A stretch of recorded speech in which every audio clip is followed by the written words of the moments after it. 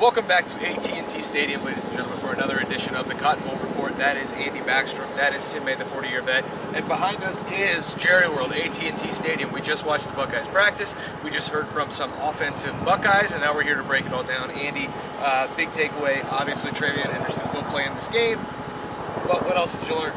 Devin Brown, the game has slowed down for him. He's very confident, talking about how he feels more consistent. Brian Hartline, offensive coordinator, wide receivers coach, said the same thing. They've seen that in him. His receivers, same thing. Emeka Egbuka, Cade Stover, they talked about how, look, you can tell when a quarterback is starting to go through his reads, progress things smoothly, and I think they're all starting to sense that from Devin Brown, especially in this last month as he's taken over. As the guy, it's also allowed him an opportunity to lead more. It's just hard to be a leader when you're a backup player, whether you're quarterback, wide receiver, running back, defensive side of the ball. Now he is the guy. It is his job.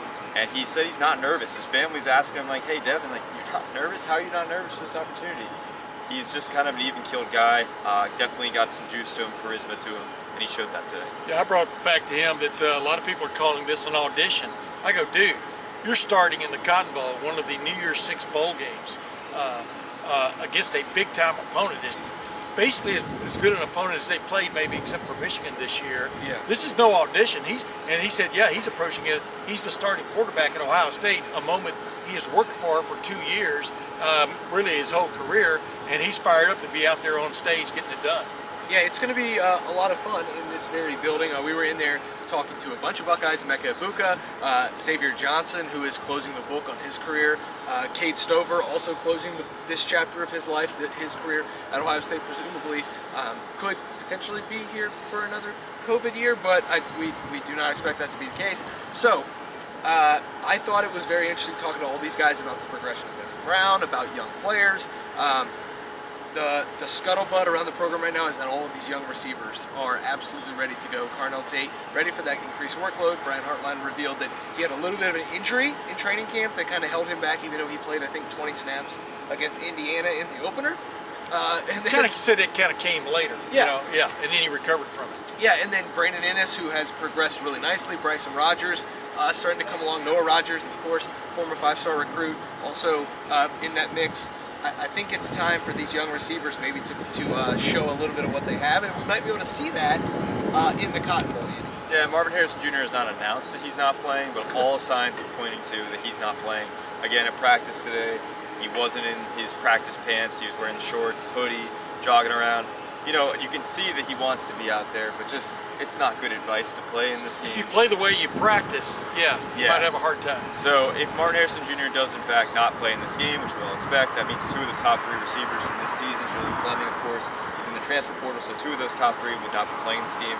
Emeka Egbuka is playing in this game. That gives him an opportunity to play alongside Carnell Tate, Brandon Ennis, maybe Bryson Rogers, maybe a Jaden Ballard, I don't know. It gives opportunities for these guys, especially the young guys, to have a chance to break out. And a lot of the talk today is, well, hey, we saw this 2 years ago. Same story. Marvin Harrison Jr., Emeka Egbuka broke out, and Chris Olave and Garrett Wilson weren't playing in that Rose Bowl game. So there's some parallels to that game as well, and still with the mindset of building towards the next season. And there's the irony that Emeka Egbuka is playing the role of Jackson Smith and Jigba in this game as that big-time veteran receiver who has put up some numbers and now is the leader of the room. It'll be interesting if he comes back next year. Wow, I mean, we just think, you ever think that room's going to get better, right? How can it get better than this? It could be so much better next year because of the depth there, layering Jeremiah Smith, Marlon Graham on top of the guys that we're talking about already. Wow, that room could be something, but Emeka Egbuka has thought about that. The irony of the fact that now he is playing that Jackson Smith and Jigba role as a leader of that group, and Devin Brown said he thinks he's done an excellent job in that role. So, you know, Friday night, of course, will be the proof in the pudding, so to speak. But I think things are looking at Ohio State being about as good as it can be offensively, considering what's gone on in the offseason thus far, especially with Travion Henderson saying he's playing. Yeah, Travion's playing. Emeka's playing. A lot of guys have opted into this game, and it means a lot to a lot of these guys. It means a lot to Devin Brown. They have the full complement for his first start. He's excited. I think that's very apparent, but a lot of guys are excited for him. They see the leadership qualities. They see what he could be. The potential's there.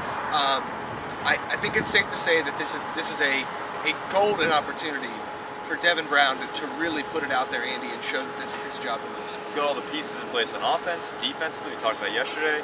They've got all the pieces in place there too, seemingly. So this is his full deck of cards. You know, Kyle McCord got the deck. Now Devin Brown has pretty much the same deck. You know, with maybe the exception of Marvin Harrison Jr. But it's still going to be a great opportunity for him. And I think that, you know, there's just some cool things you see out in bowl practice. You know, like right now, yes, we talk about TreVeyon Henderson. Yes, he's going to play in this game. But that backfield, Dallin Hayden, you know, maybe he plays a good bit in this game. It'll be interesting to see the 1-2 punch of potentially Dallin Hayden and TreVeyon Henderson. And that running back room is very thin right now. You have Evan Pryor transferred to Cincinnati. You have Chip Trayanum transferred to Kentucky. You have Maya Williams who declared for the NFL draft. So right now, we were looking first team reps, TreVeyon Henderson. Second team reps, Dallin Hayden. Third team reps, TC Caffey, former walk-on, still walk-on, I think, for this team that, you know, had a little bit of a role in 2022. So there are opportunities for guys, not just a receiver, but also a running back, and all across this offense to maybe get some runs. Yeah, and you left out the 2B running back, 2 and the letter B running back. You know, Xavier Johnson's going to play running back in this game. Yes. Maybe a lot. You know, we'll see where it goes. Just like in the college football playoff semifinal last year against Georgia. So that's what, you know, it's about as full a compliment as you can get, considering your starting running back, or excuse me, your starting quarterback left. You know, yeah, and your 2 backup running backs have left. And then on defense, you know, what we talked about, man, it'll be interesting to see if Tommy Eichenberg plays in this game. But there are guys ready to step up in that regard. And obviously, Cody Simon, I think, is over the season has become a major leader in that group, much less the defense. I think y'all agree with that, right? But we're talking about the offense mainly today. Yeah, the offense taking center stage right behind us in Jerry World, AT&T Stadium. Lettermen Row continues its coverage leading up to the Cotton Bowl. If you can't tell, we're getting excited.